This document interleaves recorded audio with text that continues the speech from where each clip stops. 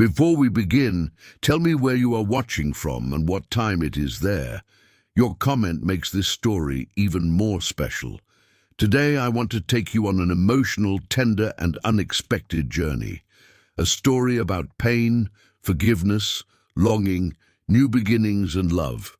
It all started on a cloudy day, the kind of day when the heart seems to sense that something important is about to happen. Michael, a soldier returning from war, carried a tired soul and a wounded body.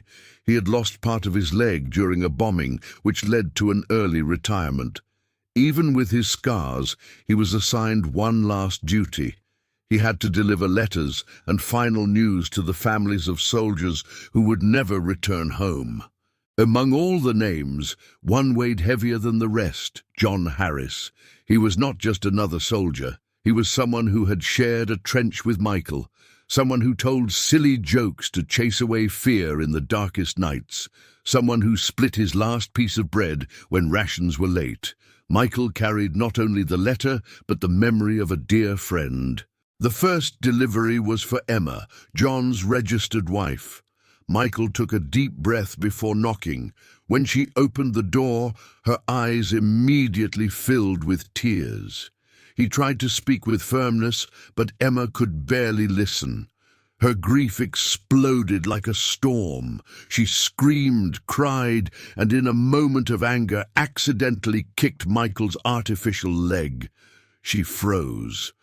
For the first time since she opened the door, she looked at him, not with anger, but with humanity.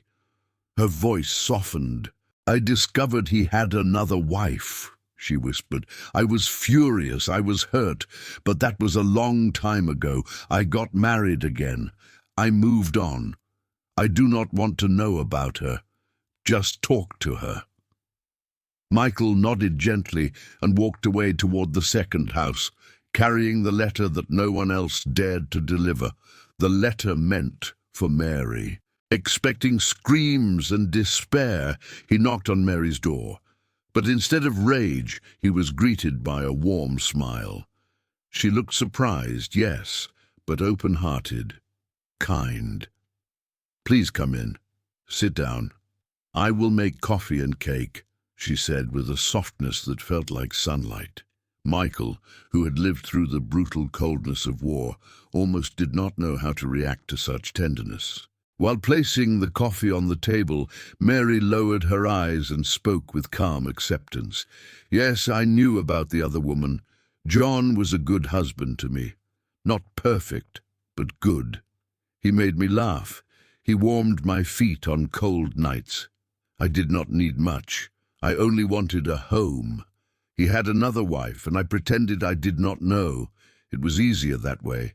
I just wanted someone to share life with." Michael listened in silence. Mary continued. "When Emma found out, she came here crying and shouting. She asked how I could accept such a thing. I told her the truth. I missed him too. We both missed the same man, and longing hurts." Mary took a slow breath. Emma moved on. She remarried. She healed. But I could not. I waited for John to come home. He never did. And now I am here, alone. Michael felt a deep pain in his chest. He looked at his artificial leg and whispered, "I also ended up alone after the war. I lost part of my leg. I was retired. I live nearby. Nobody wanted to bring you this letter. So I came myself. You deserve to hear the truth with kindness." Mary gently touched his hand. Her eyes held sadness, but also a quiet light. "You can come here any time you want company. There will always be coffee, cake, and someone to talk to." That simple gesture warmed his heart in a way he had not felt in years. He started visiting Mary often. At first, out of courtesy. Soon, because he needed the peace she carried in her voice. They spent long afternoons walking in the garden together, surrounded by birdsong. The breeze touched their faces lightly. The smell of fresh cake filled the kitchen. Mary set the table as if every visit mattered, because it did. Weeks turned into months, and slowly Michael realized the nightmares faded when he was with her. He remembered not the sounds of bombs, but the sound of her laugh, the way she gently adjusted the blanket over his legs, the embrace that somehow stitched together the pieces of his broken soul. Then, one orange sunset, he held her hands and asked, "Would you share not just your coffee, but your life with me?" Mary smiled with bright, tear-filled eyes. "I will." Their wedding was simple and filled with love.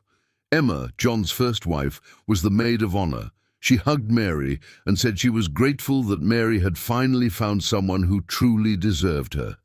And just like that, the house once marked by grief became the home where two wounded hearts found healing, peace, and a love born in the most unexpected place. Before you go, tell me in the comments, have you ever experienced a love that healed you in ways you did not expect? Here on this channel we share powerful emotional stories that touch the soul and remind us that hope always finds a way. Be part of this family. Subscribe and join us for more stories that inspire, comfort, and move the heart.